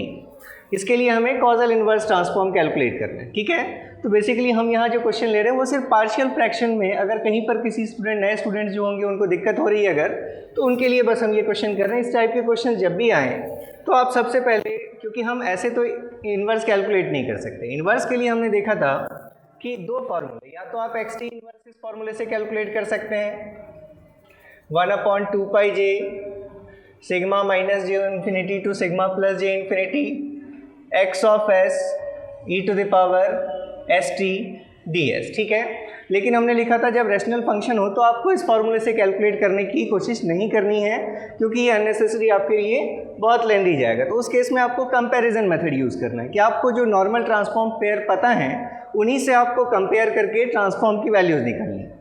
तो अगर ये 1/s+1 का होल स्क्वायर होता सिर्फ, तो उसका ट्रांसफॉर्म इन्वर्स लेना भी हमने देखा कैसे लेते हैं। अगर सिर्फ 1/s+2 होता तो भी आप ले सकते हैं। तो आप इसको सबसे पहले लिखते हैं आप कि let x of s is equals to, जब भी इस टाइप के फॉर्म हो, क्वाड्रेटिक फॉर्म हो, तो उस टाइप में आप इस फंक्शन को ऐसे मानिए कि ये जो भी वैल्यू लिखी हुई है 2s² plus 5s plus 5 upon s+1 whole square into s+2 let it is equals to, एक बार a के साथ s+1 सिर्फ आपको ये सिंगल फैक्टर लिखना है, फिर उसके बाद b अपॉन s+1 का होल स्क्वायर और प्लस c अपॉन तीसरा फैक्टर जो है आपका s+2, ठीक है। अगर यहाँ पर s+1 का होल क्यूब होता तो कैसे लिखते हैं आप, a upon s+1 plus b upon s+1 whole square plus c upon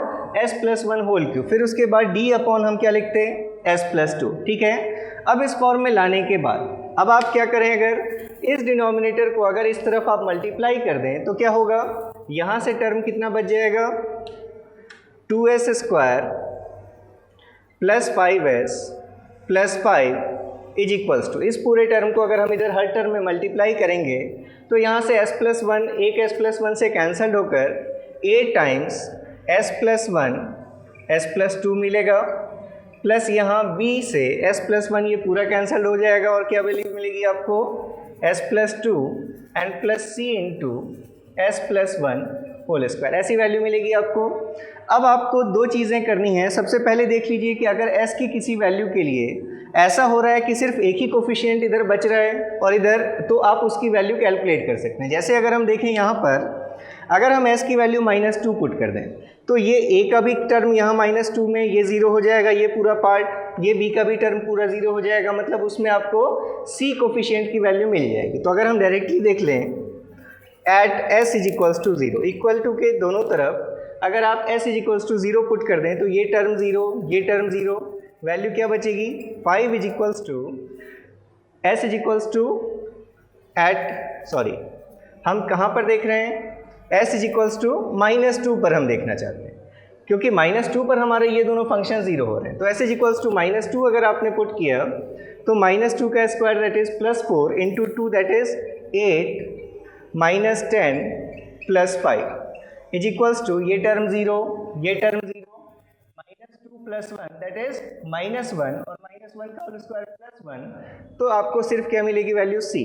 मतलब यहाँ पर अगर आप देखें तो आपके पास एक वैल्यू आ गई c is equals to 13 - 10 that is 3, एक वैल्यू आपने कैलकुलेट कर ली। अब इसी इक्वेशन को अगर हम यूज़ करें, हमारे पास ये इक्वेशन है 2s² plus 5s plus 5 is equals to, देखिए इसको हम ऐसे भी लिख सकते थे a into s² plus 3s plus 2 plus b into s plus 2 plus c into s² plus 2s plus 1, ठीक है। हमने अगर हमने मल्टीप्लाई करके लिख लिया, जिससे आपको यहाँ पर समझने में ज़्यादा आसानी रहे कि हम क्या करने वाले हैं। एक तो हमने s इज इक्वल्स टू -2 पर एक कोफिशिएंट की वैल्यू फाइंड कर ली। अब हमारे पास दो अननोन कोफिशिएंट्स हैं a और b। अब अगर हम यहाँ से कोफिशिएंट्स कंपेयर कर लें, मतलब इक्वल टू के दोनों तरफ s के पावर्स दिख रहे हैं आपको, s स्क्वायर का टर्म दिख रहा है, s का टर्म दिख रहा है, s का पावर 0 भी दिख रहा है। तो आप किस ऐसे कोफिशिएंट को कंपेयर करें जिससे आपको a या b में से किसी एक की वैल्यू मिल जाए। ठीक है, देखिए यहाँ b का कोफिशिएंट क्या है, b के साथ क्या मल्टीप्लाइड है, s मल्टीप्लाइड है और b के साथ 2 मल्टीप्लाइड है, मतलब b s के पावर 0 के कोफिशिएंट में भी आएगा और b s के पावर 1 के कोफिशिएंट में भी आएगा। तो हम किस कोफिशिएंट को पहले कंपेयर करें? अगर हमने कंपेयर किया, सपोज कंपेयरिंग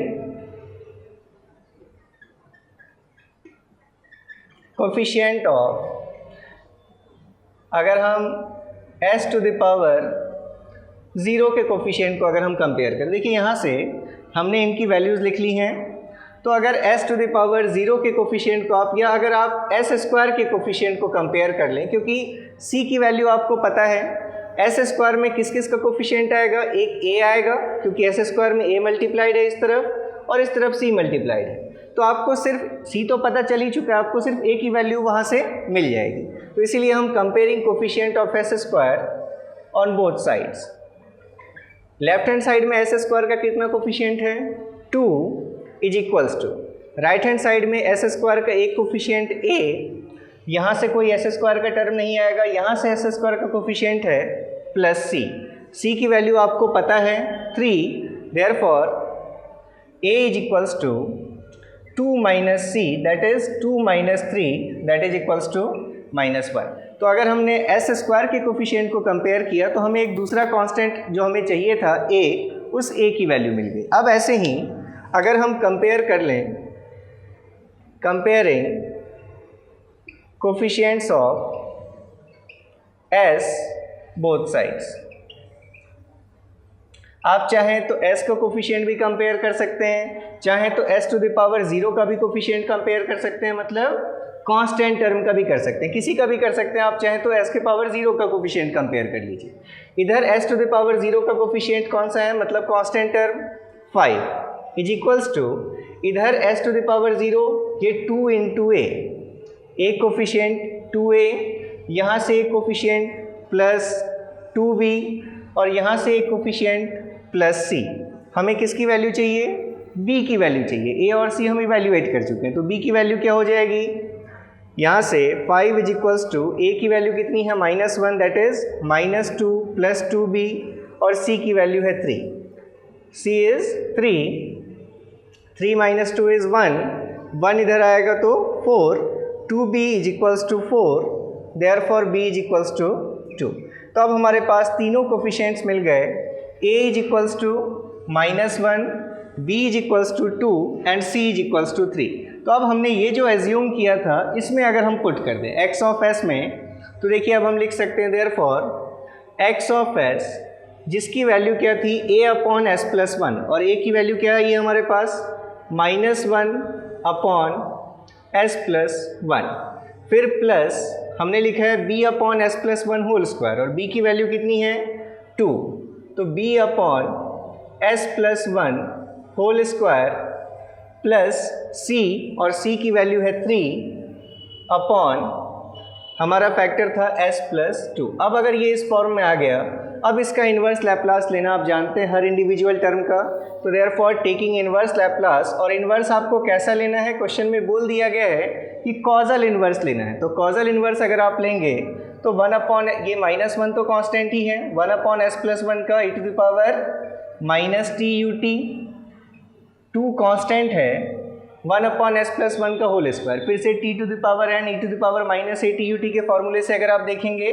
तो ये वैल्यू आएगी t into e to the power -t ut, और इसका इन्वर्स लैप्लास अगर आप लेंगे तो 3 into e to the power -2t ut। तो आप चाहें तो इसमें से ut सारे टर्म्स में से अलग भी कर सकते हैं, और ये वैल्यू आ जाएगी minus of e to the power -t plus 2t e to the power -t and plus 3 e to the power -2t u of t। ये हमारा इन्वर्स आ गया x ऑफ t। तो इस टाइप से जब आपके पास फैक्टर्स होते हैं तो आप क्या करते हैं, कोफिशिएंट्स को कंपेयर करके फिर उनके लिए आप इन्वर्स की वैल्यूज़ फाइंड करते हैं। एक और क्वेश्चन हम 2 मिनट में कर लेते हैं, जो भी आपके डाउट्स हैं इस पर आप कुछ और क्वेश्चंस पे प्रैक्टिस कर लीजिएगा। सपोज हमारे पास x ऑफ s इस फॉर्म का होता 5 into s minus two upon s square into s plus 4, ठीक है। इस टाइप का कोई भी फंक्शन अगर हमारे पास होता तो फिर से हम इसका इन्वर्स लेने के लिए पहले हम इसको किस फॉर्म में लिखते, a upon s plus b upon s square plus c upon s plus 4, इस फॉर्म में पहले हम लिखते। फिर इस पूरे से अगर आप दोनों तरफ मल्टीप्लाई कर दें, अगर इस पूरे को इधर मल्टीप्लाई कर दें आप, तो यहाँ से आपके पास वैल्यू आएगी 5 into s minus two, it is equals to a s into s plus 4 plus b into s plus 4 and plus c into s square, ठीक है। अब देखिए आप ऐसे भी लिख सकते हैं इसको a upon s plus b upon s square, या फिर आपने ऐसे भी देखा होगा कि हम इसको a s plus b upon s square ऐसे भी लिख सकते हैं, दोनों से सेम चीज़ें आएंगी, ठीक है। अब अगर यहाँ पर हम देखें कि हम s की कौन सी वैल्यू पुट करें कि दो कोफिशिएंट ज़ीरो हो जाएं, s प्लस 4 का टर्म यहाँ भी है, s प्लस 4 यहाँ भी है, तो अगर आपने ले लिया at s is equals to -4, तो s इज इक्वल्स टू -4 पर -4 -2 दैट इज -6 इंटू 5, इधर वैल्यू कितनी आएगी -30, ये टर्म ज़ीरो, ये टर्म ज़ीरो, -4 का स्क्वायर 16c, तो therefore c is equals to -30 upon 16, ये एक वैल्यू आ गई आपके पास। अब इसके बाद फिर से आपको क्या करना है, कोफिशिएंट्स कंपेयर कीजिए। तो अगर हम एस स्क्वायर का कोफिशिएंट कंपेयर करें both sides, comparing coefficients of s square, इस साइड में एस स्क्वायर का कोई कोफिशिएंट नहीं है that is 0 is equals to, इस साइड में एक कोफिशिएंट आएगा a, क्योंकि s इंटू एस मिलकर आपको एस स्क्वायर देगा, एक कोफिशिएंट है a और प्लस दूसरा कोफिशिएंट यहाँ से आपको दिख रहा है c, तो a plus c is 0, therefore a is equals to minus of c और c की वैल्यू -30/16 है, तो देयरफॉर इट विल बी +30/16। आपको a पता चल गया, c पता चल गया, अब आपको b निकालना है। तो फिर से आप अगर कोफिशिएंट कंपेयर कर लें, comparing coefficients of s to the power 0 कर लें, s टू द पावर 1 कर लें, आपकी मर्जी है। सपोज s का कोफिशिएंट अगर हमने कंपेयर किया तो लेफ्ट हैंड साइड में हमें s का कोफिशिएंट दिख रहा है 5, देन 5 इज इक्वल्स टू, यहाँ s का एक कोफिशिएंट क्या आएगा a इंटू 4, क्योंकि 4as का टर्म आएगा इस टर्म से, तो एक आपके पास है 4a, यहाँ से s का कोफिशिएंट आएगा b, इधर c में s का कोई भी कोफिशिएंट नहीं है, तो देयरफॉर यहाँ से b इज इक्वल्स टू लिख सकते हैं आप 5 minus 4a, that is 5 minus a की वैल्यू पुट कर दीजिए 30/16, दैट इज़ 50/16। तो आपके पास ये सारे कोफिशिएंट्स आ गए। तो देयरफॉर यहाँ वैल्यू अगर आप पुट कर दें तो therefore x of s is equals to a upon s, a की वैल्यू है 30/16 अपॉन s प्लस b की वैल्यू है 50/16 अपॉन एस स्क्वायर और प्लस c की वैल्यू है -30/16 और c अपॉन है s प्लस 4। अब इंडिविजुअल टर्म्स का आप इन्वर्स लैप्लास इजीली ले सकते हैं। तो देयरफॉर यहाँ से आप लिख सकते हैं x of t is equals to 30/16 u of t plus 50/16 t u t plus -30/16 e to the power -4t u of t। u t आप तीनों में से फिर से कॉमन करके हटा सकते हैं। तो ये हम इन्वर्स लैप्लास के लिए इस टाइप की आपको ज़रूरत पड़ सकती है, तो इनको एक बार प्रैक्टिस कर लीजिएगा। इसके बाद जैसे अब हम और कुछ चीज़ें, जैसे अगर बात करते हैं minimum phase system,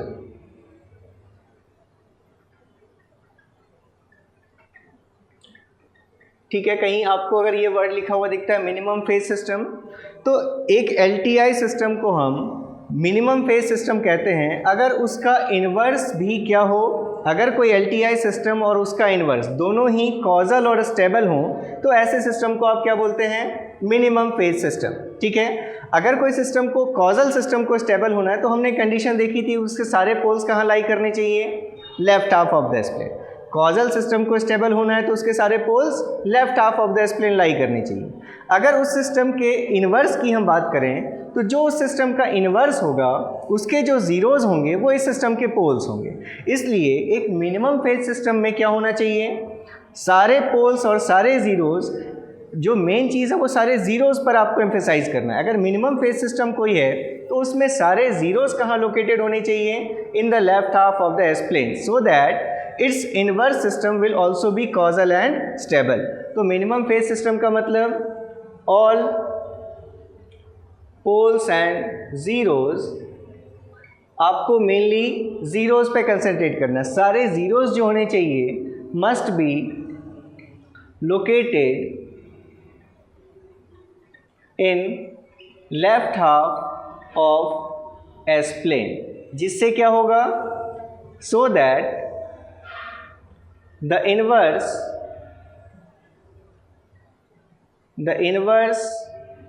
of the system will also be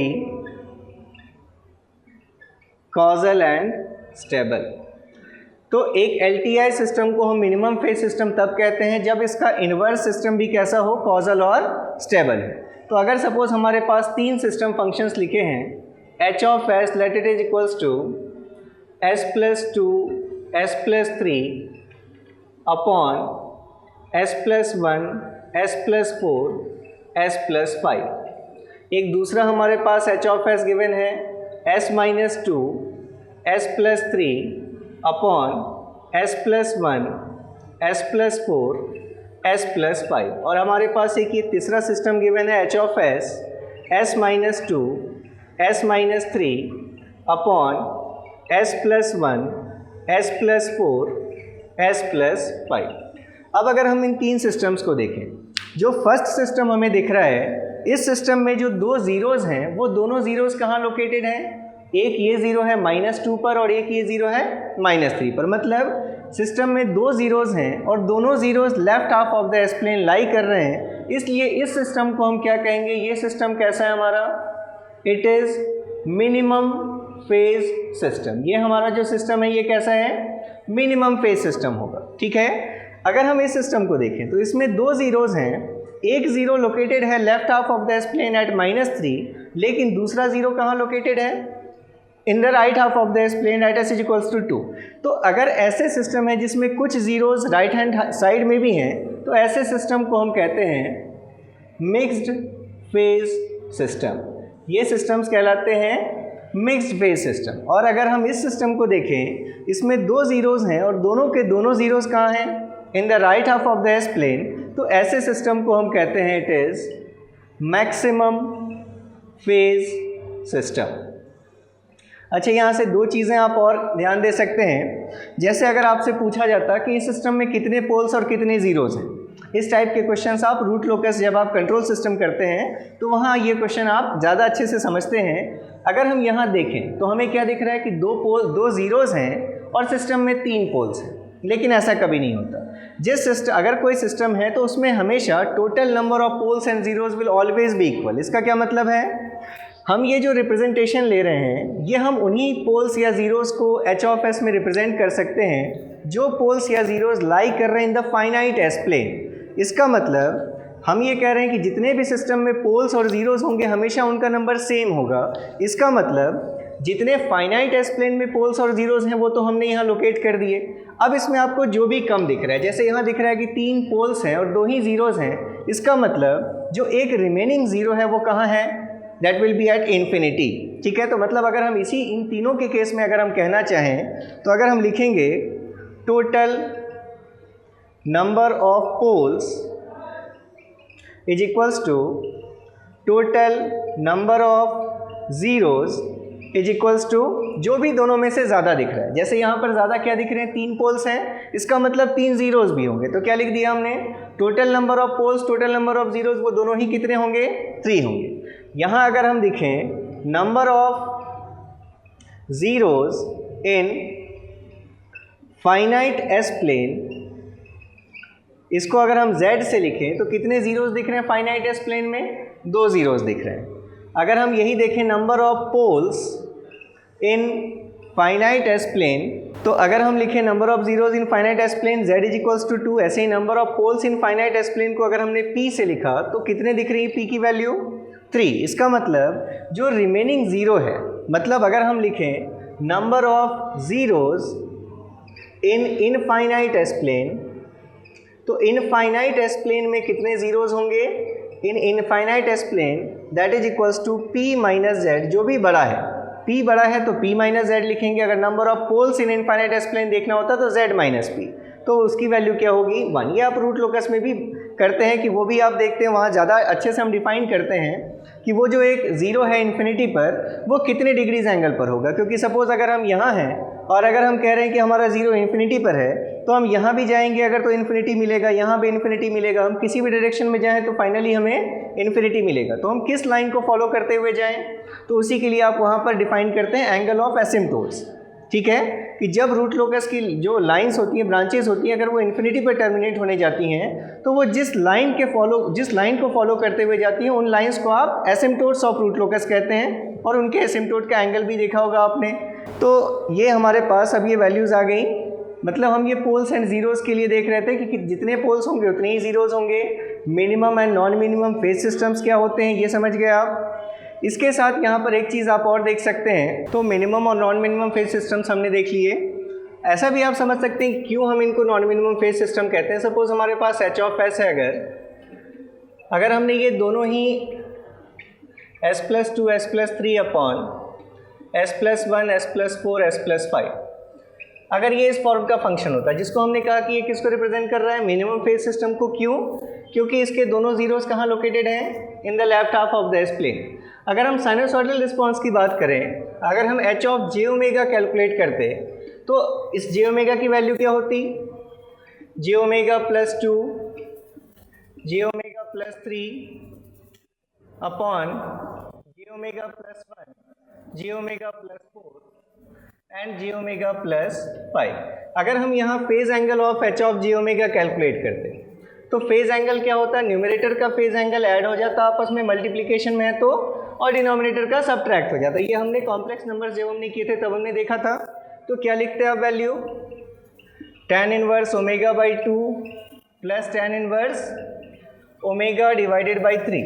ये टोटल फेज एंगल न्यूमरेटर का, और इसमें से आपको सब्ट्रैक्ट करना है minus tan inverse omega plus tan inverse omega by 4 and plus tan inverse omega by 5। ठीक है, अब अगर आप देखें तो हम कुछ पॉजिटिव वैल्यूज़ में से ये ओवरऑल वैल्यू नेगेटिव होगी। सपोज़ ये वैल्यू कितनी आ रही है 90 और ये वैल्यू अगर आ रही है 60, तो 90 माइनस 60 आपको रिजल्टेंट कितना मिलेगा, -30 degrees.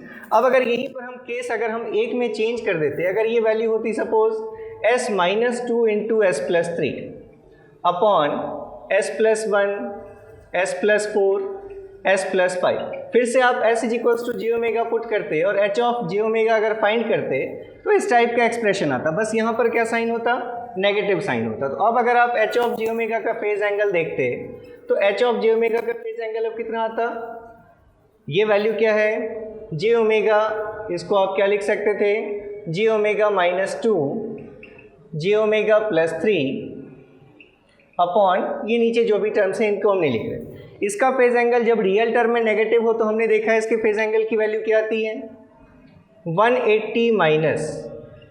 180 degrees minus of tan inverse omega upon infinity, मतलब इमेजिनरी अपॉन रियल, और प्लस इसका phase angle tan inverse omega by 3। अब देखिए ये न्यूमरेटर का टोटल फेज एंगल है, न्यूमरेटर का टोटल फेज एंगल पहले कितना था, ये tan inverse omega by 2 tan inverse omega by 3 ये चीज़ अभी भी है, लेकिन वहाँ पर अब क्या हो गया, एक 180 डिग्रीज का फेज एंगल ऐड हो गया। और जब ये चीज़ें ये एज इट इज़ रहेंगी, ये जो टर्म था हमने इसमें कुछ भी चेंज नहीं किया, ये एज इट इज़ आप यहाँ लिख लीजिए जो भी वैल्यू है। अब आप अगर इन दोनों को कंपेयर करके देखेंगे तो डेफिनेटली ये जो वैल्यू आएगी वो इससे कम आएगी, क्योंकि एक तो 180 डिग्रीज ऐड हो गया है, दूसरी चीज़ ये जो वैल्यू हम सब्ट्रैक्ट कर रहे थे एक और हमारा नेगेटिव साइन वाला टर्म आ गया। जैसे यहाँ 3 टर्म्स थे हमारे पास, अब 4 टर्म्स आ गए। तो इसीलिए आप कहते हैं कि ये जो सिस्टम होगा ये मिनिमम फेज सिस्टम होगा, ये मिक्स्ड फेज सिस्टम होगा, और अगर यहाँ पर ये भी साइन माइनस होता तो फिर ये क्या रिप्रेजेंट करता, मैक्सिमम फेज सिस्टम को रिप्रेजेंट करता। ठीक है, अब अगर हम एच ऑफ जे ओमेगा की बात अगर कर रहे हैं तो एक चीज़ आप और याद रख सकते हैं, स्टेडी स्टेट एनालिसिस जब आप करते हैं तो उस केस में steady state response of an LTI system, देखिए जब हम फ्रीक्वेंसी रिस्पॉन्स एनालिसिस पढ़ते हैं, ठीक है, तो फ्रीक्वेंसी रिस्पॉन्स एनालिसिस इम्प्लाइज, जैसे आप टाइम रिस्पॉन्स एनालिसिस करते हैं, जैसे कंट्रोल सिस्टम की अगर बात करें, रूट लोकस जब आप पढ़ते हैं तो वहाँ टाइम रिस्पॉन्स एनालिसिस में जैसे रूट लोकस में क्या करते हैं, सिस्टम गेन k को वेरी करते हैं फ्रॉम 0 to इन्फिनिटी, और उसके करस्पॉन्डिंग आप पोल्स की लोकेशन में चेंज देखते हैं। जब हम फ्रीक्वेंसी रिस्पॉन्स एनालिसिस करते हैं तो वहाँ पर हम वेरी करते हैं फ्रीक्वेंसी ओमेगा को, और उसके ओमेगा में फ्रीक्वेंसी में वेरिएशन के अकॉर्डिंग हम देखते हैं चेंजेस किस में, जो भी हमारा सिस्टम है, ये हमारा अगर कोई सिस्टम है LTI सिस्टम, इसके लिए इम्पल्स रिस्पॉन्स HT होगा, जिसका लैप्लास ट्रांसफॉर्म या हम कहें system function H of S होगा। यहाँ हम इनपुट XT अप्लाई करेंगे और यहाँ हमारा आउटपुट Y ऑफ T हमें ये मिलेगा। तो देखिए इम्पल्स, अगर हम स्टेडी स्टेट रिस्पॉन्स की बात कर रहे हैं, साइनसॉइडल स्टेडी स्टेट रिस्पॉन्स की बात कर रहे हैं, तो उस केस में आपको दो चीज़ें याद रखनी है। आपने देखा होगा हमेशा जो LTI सिस्टम्स में हम इनपुट अप्लाई करते हैं वो किस नेचर का, साइनसॉइडल नेचर का। रीज़न क्या है, if input to a LTI system is sinusoidal, then its response will also be sinusoidal in nature, having same frequency as input। मतलब अगर हम किसी LTI सिस्टम में एक साइनोसॉइडल इनपुट अप्लाई करेंगे, सपोज हमने यहाँ XT इनपुट की जगह अगर हमने इनपुट अगर इसमें क्या अप्लाई कर दिया, A साइन ओमेगा T, अगर हम ये इनपुट अप्लाई करेंगे तो LTI सिस्टम का जो रिस्पॉन्स होगा वो भी कैसा होगा, साइनोसॉइडल होगा, और उस साइनोसॉइडल रिस्पॉन्स में भी जो फ्रीक्वेंसी होगी उस आउटपुट की, उस आउटपुट की फ्रीक्वेंसी भी क्या होगी, सेम उसी फ्रीक्वेंसी का वो होगा जो फ्रीक्वेंसी इनपुट में थी। लेकिन चेंजेस क्या क्या हो सकते हैं, एम्पलीट्यूड एंड फेज एंगल में वेरी। अब ये किस पे डिपेंड करता है, जिस सिस्टम से आपने पास किया है उस सिस्टम के सिस्टम फंक्शन पे रिप्रेजेंट करता है। तो अगर A sine omega T input में अप्लाई करेंगे किसी LTI सिस्टम के, तो आउटपुट भी क्या होगा, एक साइनोसॉइडल नेचर का होगा, जिसके लिए फ्रीक्वेंसी भी अगर आप यहाँ ओमेगा लिख रहे हैं तो यहाँ भी फ्रीक्वेंसी ओमेगा ही होगी। लेकिन अगर पहले total angle phase angle omega T था, तो अब फेज एंगल क्या होगा, उसमें कुछ चेंजेस आ जाएगा। पहले एम्पलीट्यूड A था तो अब हमने एम्पलीट्यूड कितना लिखा है, B। अब ये B और फाई ये क्या है, तो ये जो H ऑफ S है, अगर हम साइनोसॉइडल एनालिसिस करेंगे तो सबसे पहला स्टेप है, पुट कीजिए S is equals to j omega. अगर आपने S is equals to j omega put कर दिया तो ये एक साइनोसॉइडल ट्रांसफर फंक्शन मिलेगा आपको। H ऑफ S में H ऑफ जे ओमेगा जो होगा, इससे आपको दो चीज़ें मिलेंगी, एक H ऑफ जे ओमेगा का कुछ मैग्नीट्यूड होगा और एक H ऑफ जे ओमेगा का कुछ फेज एंगल होगा, phase angle of H of j omega. Suppose हमने इस वैल्यू को कहा लेट इट इज x, और यही चीज़ हमारी क्या कहलाती है, जो phase angle of H of j omega that is phi.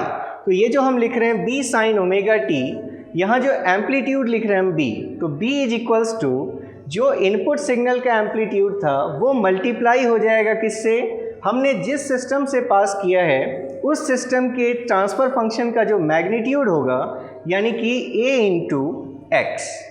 B की वैल्यू क्या होगी, जो पहले एम्पलीट्यूड था वो मल्टीप्लाई हो जाएगा जिस सिस्टम से हमने पास किया उसके ट्रांसफर फंक्शन के मैग्नीट्यूड से। और ये जो फाई हम लिख रहे हैं, ये फाई डायरेक्टली हमारा फेज एंगल में कितने का शिफ्ट आएगा, टोटल फेज एंगल में जितना फेज एंगल किसका है, phase angle of h of j omega है।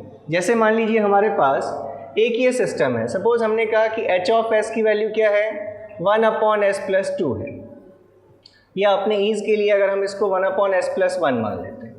यहाँ से सपोज हमने कहा कि हम इनपुट अप्लाई कर रहे हैं 2 sin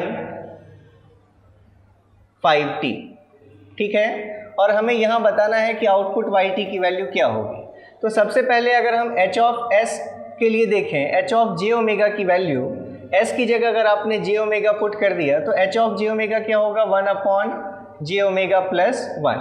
अगर हम इसका मैग्नीट्यूड देखें, magnitude of h of j omega, तो वैल्यू 1/√⍵² + 1। अब ये ओमेगा जो है, ये ओमेगा कहाँ से मिलेगा आपको, इनपुट से कंपेयर कीजिए, input a sin omega t, मतलब ओमेगा की वैल्यू कितनी है, 5 है, तो ये वैल्यू क्या हो जाएगी, magnitude 1/√25 + 1 that is equals to 26। तो ये जो मैग्नीट्यूड आया यही क्या है आपके लिए, x है। और अगर हम इसका फेज एंगल देखें, phase angle of h of j omega, numerator का फेज एंगल 0 डिग्रीज रियल है, माइनस डिनोमिनेटर का phase angle tan inverse omega, suppose इसको हम अगर 5 कर लेते हैं, इससे एंगल इवेल्युएट करने में इजी रहेगा। तो यहाँ j ओमेगा +5 है ये चीज़, तो ω² + 25 + 25 इट विल बी 50, ठीक है। और अगर हम tan inverse imaginary upon real देखें तो इमेजनरी ω/5, ओमेगा की वैल्यू भी हमने 5 ले रखी है, तो tan इनवर्स 5/5 ये वैल्यू क्या आ जाएगी, -45 डिग्रीज। यही चीज़ हमारे लिए क्या है, फाई है। तो yt हमारा किस फॉर्म का फंक्शन होगा, b sin, यहाँ जो भी था 5t + 5, b की वैल्यू कहाँ से मिलेगी, a × x, a कितना था एम्पलीट्यूड पहले 2, और x की वैल्यू कितनी है 1/√50, तो देयरफॉर 2/√50 sin ऑफ 5t - 5 की जगह पुट कर दीजिए 45 डिग्री, ये हमारा क्या हो गया, आउटपुट रिस्पांस हो गया। तो अगर हमारा कोई साइनोसॉइडल इनपुट हमने एलटीआई सिस्टम में कभी भी अगर हम अप्लाई करेंगे तो जो आउटपुट आएगा वो भी उसी फ्रीक्वेंसी का साइनोसॉइडल सिग्नल होगा, उसका एम्पलीट्यूड चेंज हो जाएगा और फेज एंगल चेंज हो जाएगा। कितने से चेंज होगा, जितना एम्पलीट्यूड इस सिस्टम का है ट्रांसफर फंक्शन का उससे मल्टीप्लाई कर दीजिए, और जितना इसका फेज एंगल होगा उतने ही फेज एंगल का यहाँ शिफ्ट आएगा। एक चीज़ और लैप्लास में आप कर सकते हैं, देखिए पीरियोडिक फंक्शंस के लिए लैप्लास ट्रांसफॉर्म एग्जिस्ट नहीं करता, क्योंकि पीरियोडिक फंक्शंस जो अगर हम -∞ टू +∞ की अगर हम बात करें तो उस केसेस में आप लैप्लास ट्रांसफॉर्म की आरओसी जो आपको आएगी वो ऐसी नहीं होगी कि जो सेटिस्फाई करे, मतलब जो पीरियोडिक फंक्शंस होंगे उनको आप ut + u(-t) के फॉर्म में ब्रेक करके लिखेंगे तो आरओसी ऐसी कोई कॉमन आरओसी नहीं आएगी। लेकिन कुछ ऐसे फंक्शंस जो कॉजल के साथ पीरियोडिसिटी शो करें, मतलब उनको हम पीरियोडिक कह तो नहीं सकते, लेकिन अगर t = 0 के बाद ही कोई फंक्शन एग्जिस्ट कर रहा है और वो हर एक पर्टिकुलर टाइम के बाद अपने आप को रिपीट कर रहा है, तो ऐसे फंक्शंस के लिए आप लैप्लास ट्रांसफॉर्म कैलकुलेट कर सकते हैं। तो अगर हम देखें लैप्लास ट्रांसफॉर्म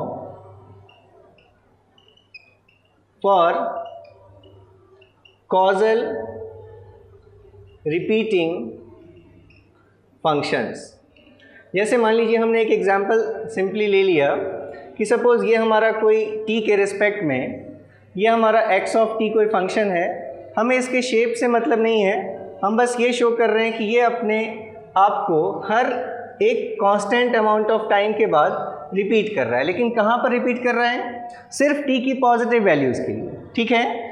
तो अगर ये चीज़ हमारी t की पॉजिटिव वैल्यूज़ के लिए अपने आप को रिपीट करें, इसको हम पीरियोडिक नहीं कह सकते, क्योंकि ये t < 0 पर एग्जिस्ट नहीं कर रही है। सपोज़ ये इंस्टेंट्स अगर हमने 0, 1, 2, 3, 4 ऐसी अगर हमने वैल्यूज़ ले ली।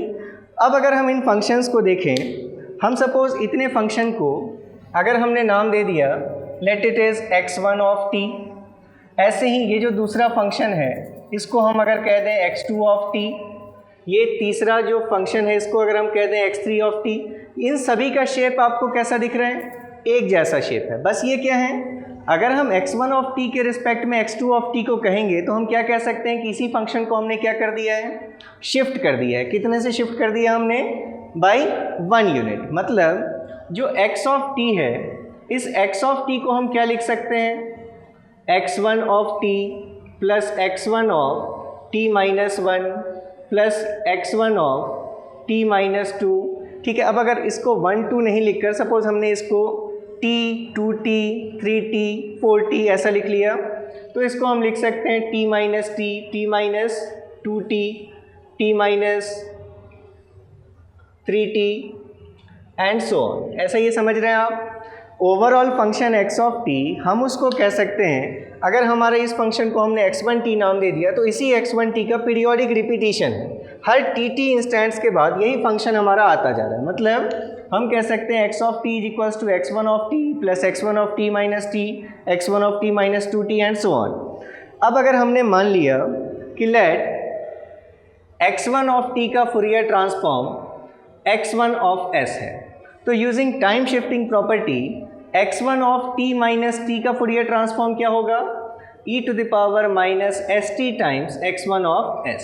इसी तरह x1 of t minus 2t का ट्रांसफॉर्म क्या होगा, e to the power minus 2st into x1 of s and so on. तो अब अगर हम इस पूरे के ट्रांसफॉर्म देखें तो देयरफॉर हम कह सकते हैं कि x of s overall signal xt का transform x of s is equals to x1 of t का transform x1 of s plus x1 of t minus t का transform e to the power minus st into x1 of s plus e to the power minus 2st into x1 of s plus e to the power minus 3st into x1 of s and so on. ठीक है, अब इसको अगर हमने यहाँ से x1 of s common ले लिया तो यहाँ से हम देख सकते हैं, इसको हम ऐसे लिख सकते हैं 1 plus e to the power minus st plus e to the power minus st whole square plus e to the power minus st whole cube up to infinity, ऐसा लिख सकते हैं आप। और ये देखिए कैसी सीरीज़ बन रही है,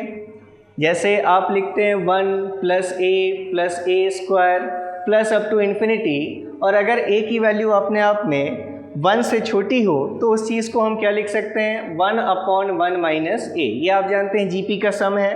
तो अगर यहाँ a की वैल्यू देखें तो a की वैल्यू है e to the power minus st, तो देयरफॉर इस पूरे का सम हम लिख सकते हैं, therefore it is equals to x1 of s into 1 upon 1 minus a that is e to the power minus st।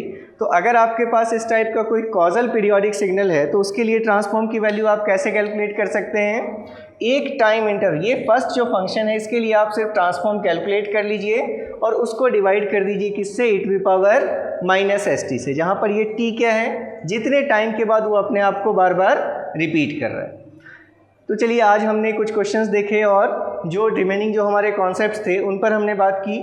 Numericals हमने बहुत ज़्यादा सॉल्व नहीं किए, लेकिन थ्योरी के लिए जितनी ज़रूरी थी थ्योरीज ऑलमोस्ट हमने उनको यहाँ पर कवर करने की कोशिश की है। और अभी आपने देखा होगा एक जो आपके डाउट सेशंस के जो मेल आपने जो किए थे उन पर एक वीडियो आपका आ चुका है फूरियर ट्रांसफॉर्म का। तो अब जो हमारा नेक्स्ट जो अभी हमने रखा है वो हमने लैपलास ट्रांसफॉर्म ही रखा है आपके डाउट्स के लिए। तो जो हमारे गेट एकेडमी प्लस की जो ईमेल आईडी है उस ईमेल आईडी पर लैपलास ट्रांसफॉर्म के जहाँ से भी आपके क्वेश्चंस में डाउट हैं उन सारे क्वेश्चंस को आप बिल्कुल मेल कीजिए। जो भी क्वेश्चंस मेल में आएंगे एटलीस्ट 15 क्वेश्चंस हम सेलेक्ट करेंगे जो अच्छे क्वेश्चंस होंगे और उन सारे क्वेश्चंस के वीडियो सॉल्यूशंस आपको मिलेंगे। तो यहाँ पर फिर आपको लगेगा कि आपका ये टॉपिक पूरे अच्छे से कंप्लीट हो गया। जहाँ भी आपको डाउट लगता है बिल्कुल कमेंट कीजिए, और अगर आप कंफर्टेबल हैं तो भी कमेंट कीजिए कि हाँ हमसे अब ये लैपलास ट्रांसफॉर्म बन रहा है, हमारे पास जो भी कॉन्सेप्ट्स हैं वो हमारे लिए सफिशिएंट है। तो आप बिल्कुल देखते रहिए और जहाँ भी आपको प्रॉब्लम हो कमेंट कीजिए। Okay, thank you very much.